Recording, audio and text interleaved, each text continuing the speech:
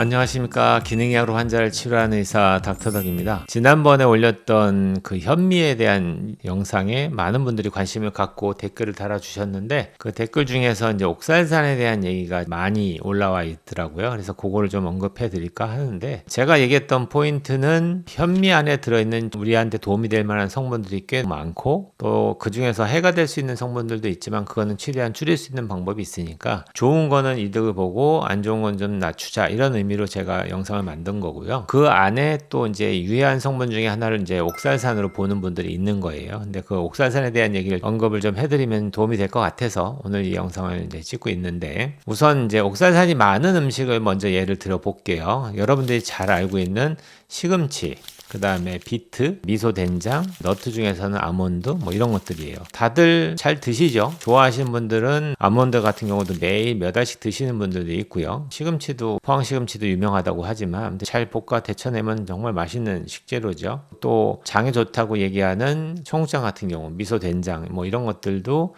당연히 도움이 된다고 보고 이제 먹지만, 이 안에도 옥살산이 좀 들어있다고 보는 거예요. 근데 그 양이 이제 궁금해지겠죠. 그래서 대충 러프하게 본다면은 우리 무게 단위로 해서 용량을 보는 게 편하잖아요. 우리가 100g을 데쳐서 먹었다고 칠게요. 그러면은 그 안에 들어있는 옥살산의 양은 한 600mg에서 800mg까지 들어있다, 이렇게 봅니다. 그러면 이제 러프하게 그 정도 보시고, 대표적으로 내가 얘기 드렸던 현미에는 얼마 들어있느냐, 현미에 들어있는 양은 100에서 한 300 사이를 봐요. 그럼 중간값을 본다면 한 200mg 보겠죠. 그렇다면은 시금치에 비하면 한 4분의 1 용량 정도 들어있는 거예요. 그렇게 따진다면은 그렇게 많은 양은 아니죠. 우리가 볼 때 그렇게 이해하신다면은 충분히, 시금치 먹으면서 막 옥살산 떨면서 먹는 사람 별로 없잖아요. 그냥 편하게 드시죠. 좋은 방법은 나중에 내가 말씀드릴 테니까 일단은 그 정도 들어있구나. 그래서 우리가 다른 식재료 먹으면서 손 떨면서 못 먹는 거하고 비교하면은 그렇게 우리가 고민하면서 먹을 정도의 용량은 아니다. 그리고 콩 같은 경우는 더 작아요. 콩은 한 15에서 한 20mg, 그러니까 거의 현미의 10분의 1 정도 들어있죠. 그래서 콩 같은 경우에는 충분하게 드셔도 옥살산을 걱정하면서 먹을 정도의 양은 아닐 것 같다라는 생각은 듭니다. 그 정도로 이제 용량은 대충 그렇게 이해하시면 되겠고, 옥살산을 두려워하는 대부분의 이유 중에 첫 번째가 아마 결석인 것 같아요. 옥살산이 들어와서 우리 몸속에서 칼슘과 결합한 다음에 소변으로 빠져나갈 때 결석을 유발하니까 옥살산을 많이 먹으면 결석이 생길까봐 두려워하는 분들이 많이 있거든요. 특히 이제 이 얘기하면서도 이제 비타민C 얘기가 나오는데, 우리가 비타민C를 먹었을 때 비타민C가 우리 몸에서 대사되는 과정에서 옥살레이트를 만들어요. 그러다 보니까 비타민C 많이 먹으면 옥살산이 증가되니까 결석이 늘어나지 않을까, 뭐 이런 단편적인 생각을 해볼 수 있겠죠. 근데 실제로 연구해 보면은 비타민C를 고용량 먹었던 군과 그렇지 않은 군들을 비교했을 때 요로 결석의 발병률의 차이가 거의 없습니다. 그러니까 큰 영향을 주지 않는다. 두 번째는 비타민C를 통해서 만들어내는 옥살레이트도 우리 몸에서 충분한 양의 비타민 B군의 섭취만 이루어진다면은 얘를 대사하는 데는 문제가 없다, 이렇게 보시고요.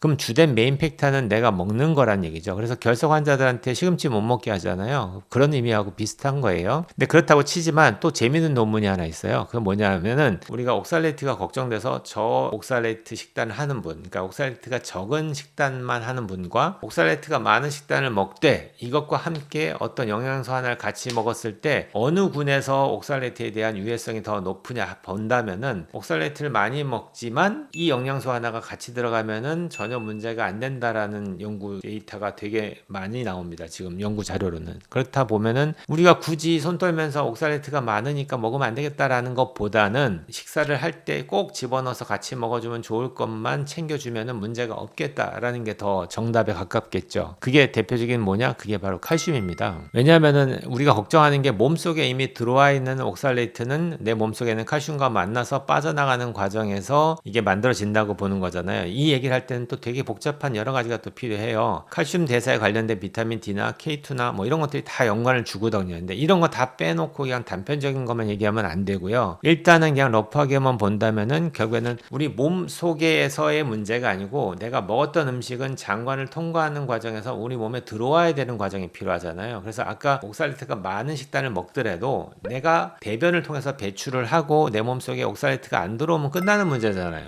이제 그것만 해결하면 되는 것 같다가 그거는 생각 안 하고 무조건 높으니까 나빠요, 이렇게 얘기하는 건 너무나 단편적이고 무지한 대답일 수 있겠죠. 그러면 이제 그게 결국에는 칼슘 칼슘인데 옥살레이트하고 칼슘은 되게 어피니티가 좋아서 잘 붙는가 봐요. 그래서 얘가 붙으면은 분자구조가 커지기 시작하면서 얘가 우리 몸에 들어오는 게 되게 제한되는가 봐요. 그래서 대변으로 다 나가버리기 때문에 그렇게 보신다면은 우리가 식사를 하실 때마다 내가 환자들한테 꼭 빠지지 말고 드세요 얘기하는 게 뭐냐면은 그게 멸치거든요. 모든 식단 중에서 저는 바다에서 나는 거 다 제한하더라도 꼭 이거는 드세요 하면은 뭐 잔멸치든 큰 멸치든 상관없으니까 멸치를 꼭 드세요 얘기합니다. 그래서 우리가 옥살레이트가 많은 음식을 먹더라도 칼슘만 충분하게 들어가 주면은 장관 내에서 옥살레이트 흡수를 억제를 하면서 대변을 뺄 수 있다. 이렇게 이해하시면 되겠고요. 그래서 전반적으로 본다면은 좀 여러분이 큰 그림으로 이해를 해야 되는데 너무 단편적인 지식만 갖고서 이건 맞고 이건 틀려 이렇게 흑백 논리로만 접근하시니까 헷갈리는 거고요. 그래서 전반적으로 본다면은 우리가 먹는 식재료 중에서는 뭐든지 다 있어요. 좋은 영양소도 있는가 하면은 우리 몸에 해가 되는 안 좋은 영양소도 있고요. 또는 독소도 있을 수 있어요. 근데 그런 것들을 우리가 슬기롭게 독소는 좀 줄이면서 좋은 영양소를 많이 섭취하는 방향으로 노력하는 게 맞지. 얘가 만약에 조금이라도 들어와서 우리 몸에 심각한 영향을 준다면 이렇게 얘기하면 안 되죠. 근데 오랜 세월 동안에 그렇게 먹어왔던 우리 식단에서 그거 하나가 메인이 된다면은 설명이 안 맞잖아요. 그동안에 어떻게 살았는지 설명을 못 하죠. 그러니까 가급적이면은 그 바운더리 내에서 우리는 좋은 거를 흡수를 하고 안 좋은 거는 배척하기 위한 노력을 열심히 하는 것 뿐입니다. 그렇게 정리하시면 좋을 것 같고요. 그래서 오늘은 이제 옥살산에 대한 전반적인 이야기를 드렸으니까 여기서 더 이상의 뭐 큰 혼란 없이 여러분들이 알아서 자신의 몸에 맞는 식단 관리를 하시면 좋을 것 같습니다. 오늘 여기까지 공부하겠습니다. 온 국민이 건강해지는 그날까지 닥터덕은 여러분과 함께합니다.